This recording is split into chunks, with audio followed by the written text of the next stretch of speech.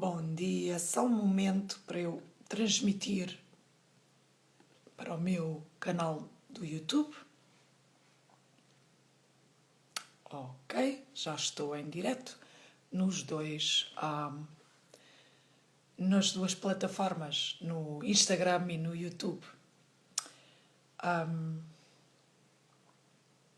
Bom dia, alegria, seja muito bem-vinda, mulher linda e maravilhosa, a mais um programa, mais um episódio do programa Dona da Tua Saúde. Aqui neste programa eu vou ensinar-te, eu vou dizer-te todas as técnicas, todas as ferramentas, tudo o que eu sei para tu acabares com a origem das tuas doenças físicas e emocionais de forma natural. Para quem não me conhece, o meu nome é Isalinda Damas, eu sou especialista em medicina natural e holística feminina e mentora de mulheres. E estou a falar-vos da Serra do Monte Junto, a parte da Serra do Monte Junto que pertence ao concelho do Cadaval, no centro-oeste de Portugal, continental. Quero que tu, mulher linda e maravilhosa que estás a ver este vídeo, a gravação deste vídeo, me escrevas nos comentários de onde é que me estás a ouvir e de onde é que me estás a ver. Porque eu gosto de saber em que parte do globo é que tu moras, é que tu estás fisicamente. Ok, então, o tema do episódio de hoje é o medo que baixa o sistema imunitário, o sistema imunológico e torna-te, se tu não tomares cuidado com isso, pode desenvolver-se para tu ficares com uma doença autoimune, ok? Então, para mim, existem 3 pilares que sustentam toda a saúde natural.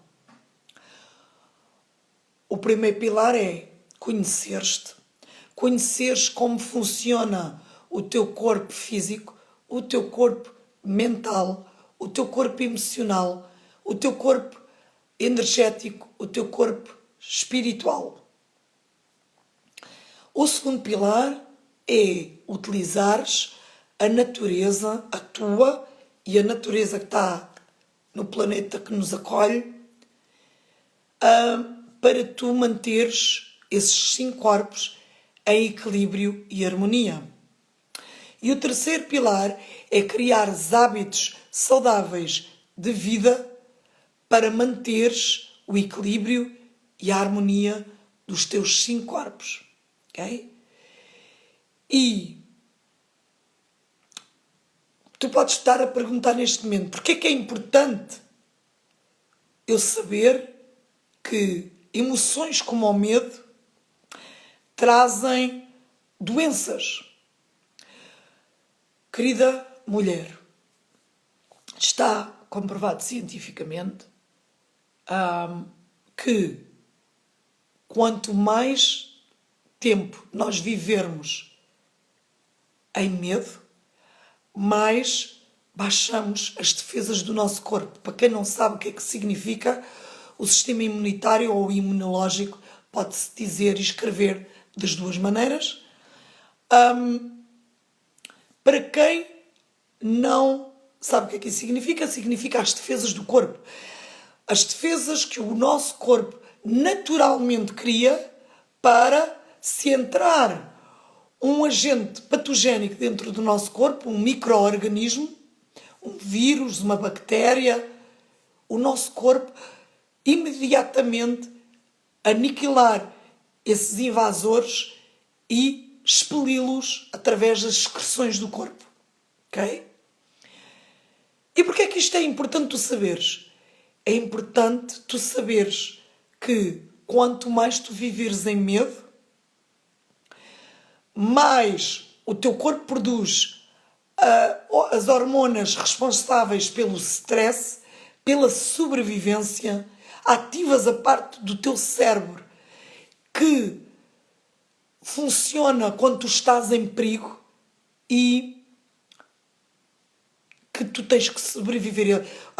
Essa parte do cérebro que nós, todos os seres humanos, temos, funciona com: está em perigo, tem que pô-la a salvo, tem que o pôr a salvo e tem que fazer tudo para a proteger. E é a parte do cérebro que automaticamente faz-nos estar em modo de luta ou de fuga. De fugirmos para nos protegermos ou de lutarmos para nos defendermos, para não nos matarem. Isto, segundo conta a história,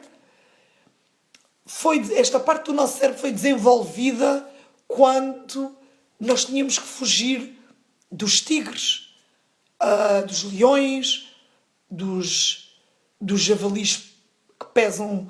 Há muitos javalis machos que pesam 180 quilos e eles são extremamente perigosos, em especial nesta altura do ano que as fêmeas estão com o cio, é a época do acasalamento, os veados também, a mesma coisa. E nós, quando vivíamos na natureza, fora destas gaiolas de betão e ferro armado, nós precisávamos de nos proteger o nosso corpo, certo? E então desenvolvemos a parte do cérebro que nos punha em fuga ou que nos mantinha a lutar para defender a nossa vida. E tu ou qualquer um de nós, seres humanos, viver em constante medo, faz com que essa parte do cérebro seja ativada e o sistema imunitário baixa, porque precisa é de fabricar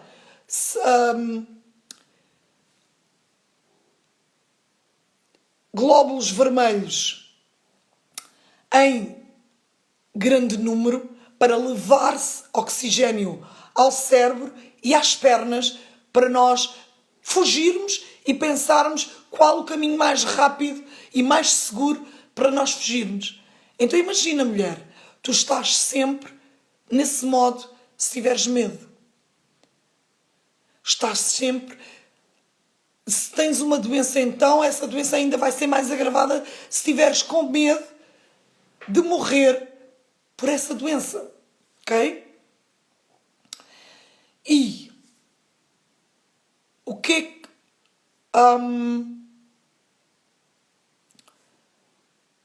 qual a diferença entre uma pessoa que vive com medo e uma pessoa que vive sem medo?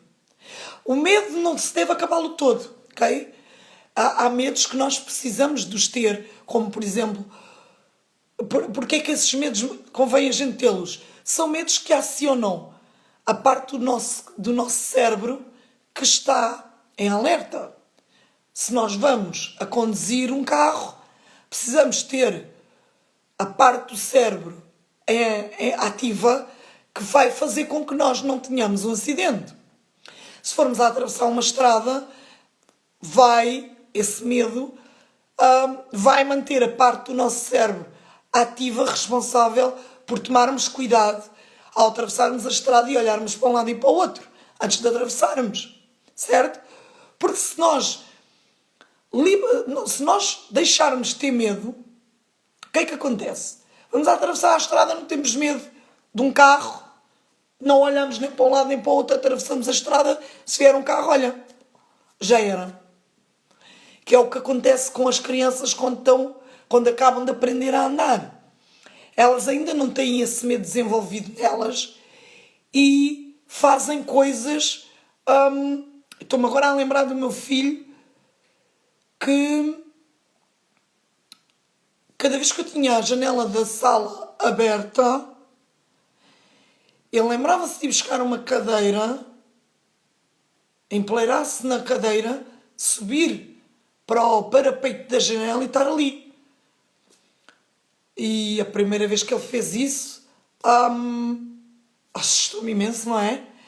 E tentei-me controlar para não demonstrar medo, para não demonstrar que estava em pânico caso ele fizesse algum movimento e fosse para trás e caísse do primeiro andar. E ele fez isso mais uma ou duas vezes e eu acabei por nunca mais abrir aquela janela. Acabou-se. Ele depois ia para lá brincar para o parapeito da janela, que ele gostava de imitar, gostava de brincar a fingir que estava a tocar uma guitarra que tinha em brinquedo. No parapeito da janela, a fingir que estava a cantar e a tocar no parapeito da janela. Gostava também de colocar um cobertor. Não era um cobertor, era uma fralda que eu usava, fraldas de pano para quando ele estava... Quando ele era pequeno, eu usava as fraldas de pano para quando ele acabava de mamar, eu colocá-lo no meu ombro para ele arrotar e sempre saía qualquer coisa de leite e ia para a fralda, não ia para mim, não é? Eu não ficava molhado, ele também não. Não ficávamos com o cheiro do leite a começar a ser digerido pelo estômago, pelas enzimas da boca e do estômago. E eu punha aquela fralda no meu ombro. E depois, quando ele deixou de mamar, eu continuava a usar a fralda. Ainda hoje, nós usamos a fralda quando estamos com muco a sair do nosso nariz, o vulgo ranho a sair do nosso nariz. Usamos aquelas fraldas de pano que a minha mãe bordou-as à volta, fez-lhes um picozinho, acho que é picozinho que se chama em crochê. Eu também faço crochê, mas dessa parte eu não gosto de fazer, por isso dei a ela para fazer. Aliás, ela é que se ofereceu para comprar as fraldas em pano e bordá-las para oferecer ao neto.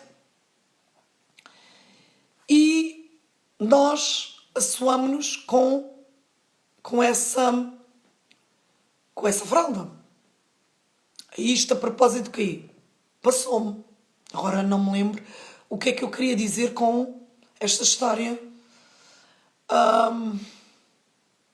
Lamento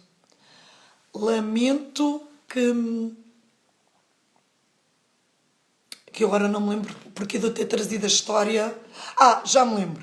Então ele atava a fralda ao pescoço e ia para o parapeito da janela fazer as coisas dele, as brincadeiras dele. Isto só para vocês perceberem que a criança, até uma certa idade, não tem medo, não tem o discernimento daquele medo que é necessário nós termos para protegermos a nossa vida, o nosso corpo físico.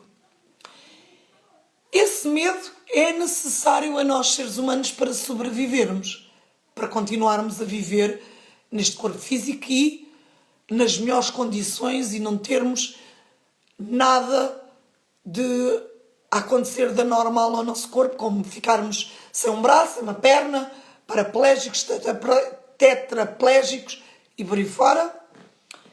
Mas os outros medos, nós podemos muito bem viver sem eles. Os outros medos que existem, que são medos emocionais, são medos de tu teres essa doença que tens, como por exemplo o cancro, e que o médico te disse que tens X de meses de vida, tu começas a ter medo de morrer. Esse medo, que é um medo emocional, não é um medo para te levar a proteger-te.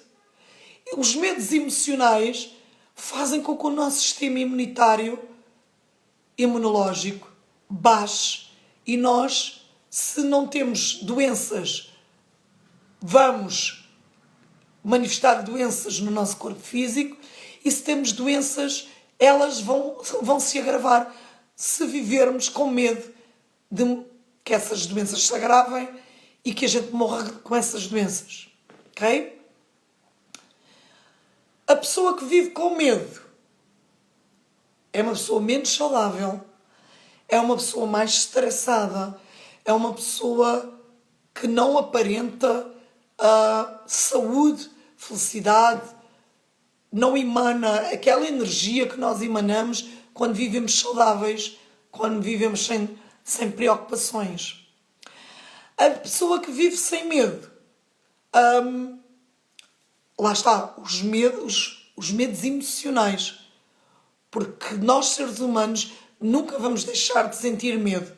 Agora, como eu já expliquei, há um medo emocional que é esse que diminui as defesas do nosso corpo, é esse que cria doenças autoimunes e outro tipo de doenças. Esse nós temos que aprender a deixar de o sentir. Pelo menos a toda a hora, como eu conheço algumas mulheres que vivem a ter esse medo a toda a hora. E tu, mulher, se tens alguma doença, seja ela qual for, no teu corpo físico, significa que tens esse medo emocional ativo em ti. Ok? Se tu aprenderes que estás no medo emocional, que tens o medo emocional ativo em ti, podes aprender a deixá-lo e viveres mais saudável. E as doenças que tens neste momento começarem a regredir, até desaparecerem do teu corpo. Ok?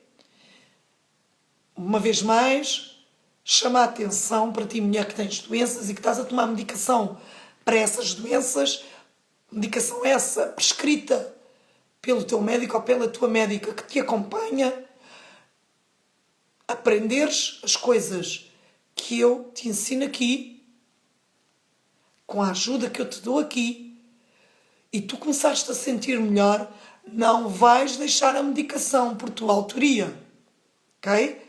Vais marcar consulta com o teu médico ou com a tua médica e vais responder às perguntas que ele ou ela te vai fazer, para que ele ou ela constem que tu estás melhor. Vais fazer os exames que, se eles te prescreverem, tu vais fazê-los, que é para eles terem a certeza, ele ou ela ter a certeza que tu estás a melhorar e que já não precisas mais da medicação, que podes reduzi-la ou que podes mesmo deixá-la, ok?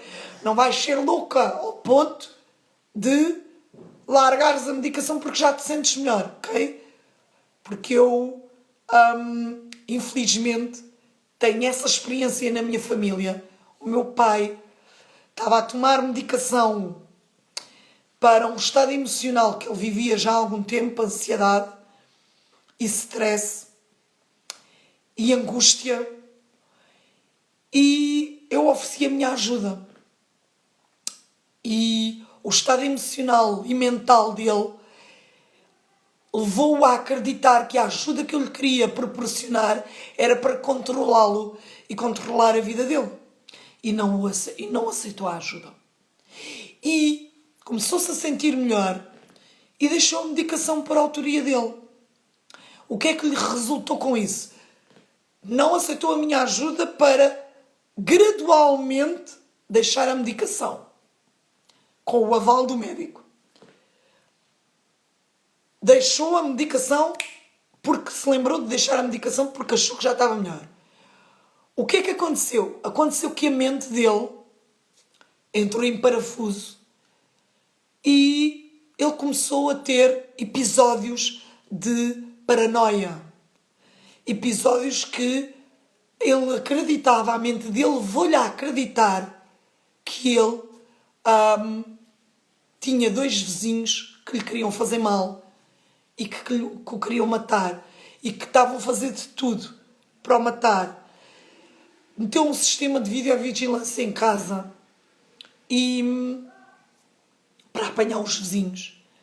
E a mente dele levava-lhe a acreditar que os vizinhos conseguiam entrar no sistema de videovigilância e desligá-lo para lhe fazer mal. Entrou num estado mental tal que foi ao médico, foi à médica de família queixar-se que se sentia muito ansioso, muito angustiado. A médica de família, vendo o estado mental em que ele estava, mandou-o de urgência para uma consulta na ala psiquiátrica de um hospital Quando ele lá chegou, o psiquiatra que o atendeu viu o estado emocional em que ele estava, o estado mental alterado que ele estava e internou-o de imediato. Ok? Ups! Sorry, desculpem. Aqui um contratempo das tecnologias, lamento.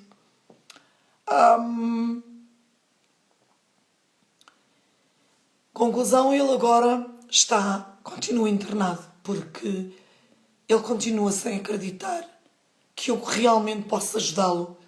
E além disso, a mente dele está num estado tal que ele continua, mesmo com medicação, continua com estados de delírio, com estados de paranoia. E como está na instituição, por decreto de tribunal, por sentença do tribunal, eu não posso fazer nada para ajudá-lo, para ele sair de lá. Portanto, não vamos chegar a esses estados de loucura em que vamos deixar a medicação porque sim, ok?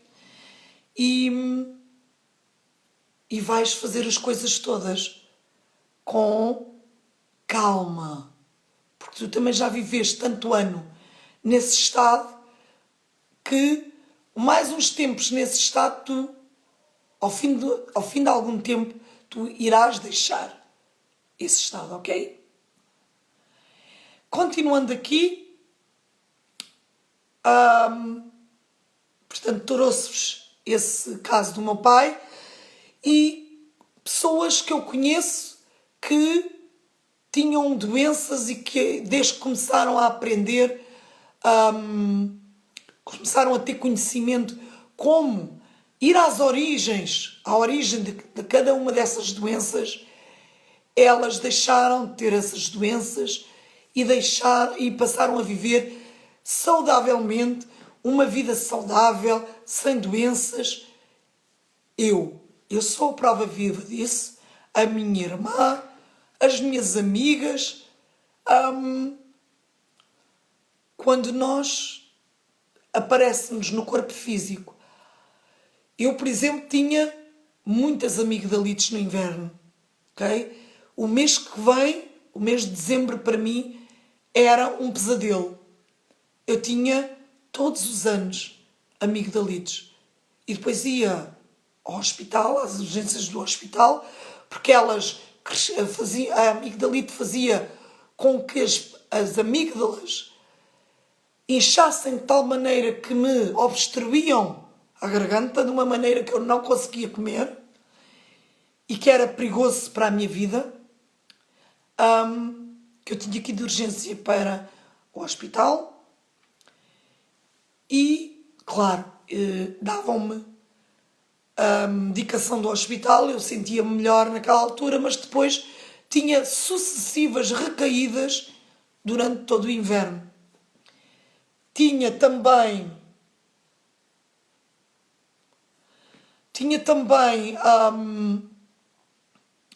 sucessivos episódios de infecções urinárias, de candidíase, de a vesícula biliar estava sempre em desarmonia. Eu tinha constantes episódios de azia por tudo e mais alguma coisa que eu comia.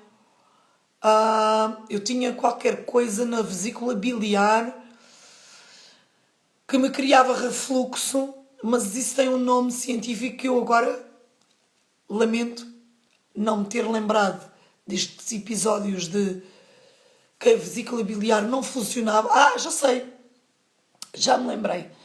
O que os médicos me diziam é que eu tinha a vesícula biliar preguiçosa e não produzia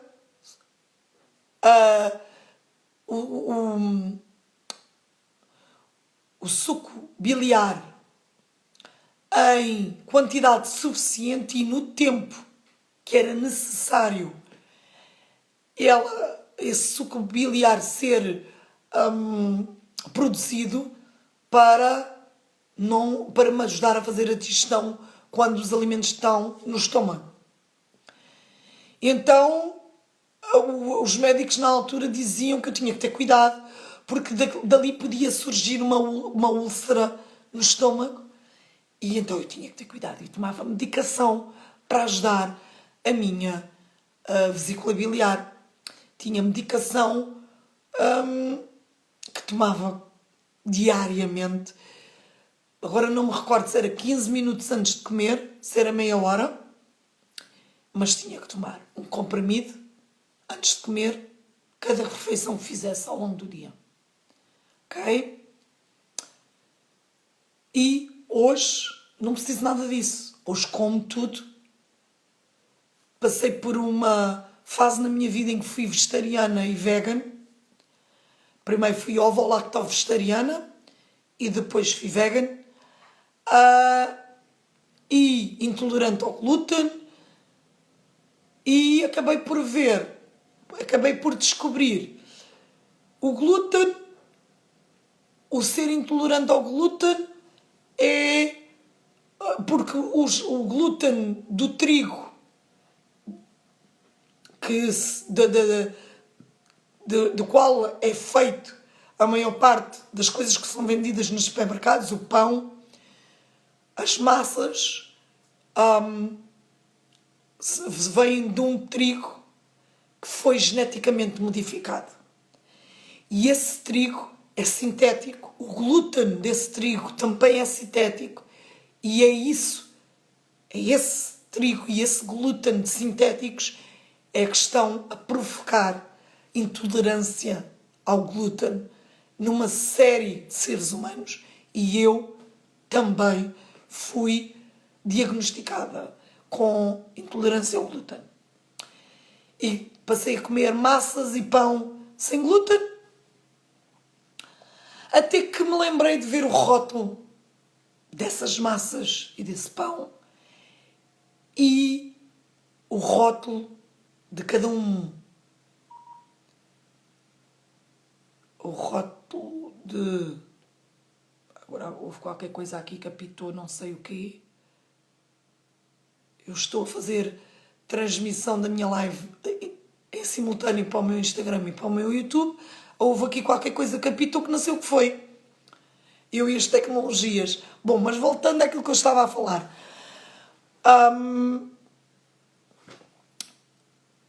Os Zés que existem como ingredientes dos produtos sem glúten são tantos, mas tantos, que eu pensei assim: eu não vou morrer do mal, vou morrer da cura. Então, só estes Zés devem fazer muito mais mal ao meu corpo do que eu comer pão ou massas com o trigo dito normal. Foi o meu primeiro pensamento. Mas depois eu pensei: espera lá, eu vou comprar uma máquina para fazer pão, vou comprar farinha biológica. Aliás, primeiro, antes de comprar farinha biológica, comprava eu a farinha que sentia, que experimentei N de farinhas, e havia uma farinha com a qual o meu corpo até se dava bem, que era uma farinha que é produzida em Tomar, que eu agora não me lembro o nome da marca, e também não convém estar aqui a dizer marcas, não é? Porque senão bloqueiam-me o vídeo. E aí comecei a fazer o meu pão em casa. Comprei máquina para fazer pão e comecei a fazer pão em casa, melhorei bastante. E a minha intolerância ao glúten começou-se a manifestar novamente. Entretanto, deram-me a conhecer que havia um senhor que semeava trigo antigo, trigo de espelta, que é o trigo mais antigo que o ser humano cultiva, e eu fui ter com esse senhor e passei a comprar a farinha a esse senhor de trigo de espelta e de trigo de barbela. O trigo de barbela é próprio da zona do Ribatejo, Extremadura, são duas províncias de Portugal, para quem não sabe, para quem me está a ver noutro país de língua oficial portuguesa e não conhece Portugal continental, a Extremadura e o Ribatejo são duas províncias de Portugal. E melhorei muito, muito, imenso, a comer pão feito com a farinha desse senhor, e até que o meu corpo começou a dar sinal novamente, os mesmos sintomas, e para mim só podia ser o fermento que eu usava, e cheguei à conclusão que o fermento mesmo biológico que eu usava, o fermento padeiro, que eu usava mesmo biológico, me estava a fazer mal, então resolvi pesquisar e comprei um curso online que ensina-me a fazer pão de fermentação natural. Comecei a fazer o meu próprio fermento com água e farinha, só, sem mais nada. E aí há uns 2 meses que faço o meu pão de fermentação natural e deixei de estar intolerante ao glúten, ok? Deixei de sentir o estômago inchado, deixei de estar flatulenta,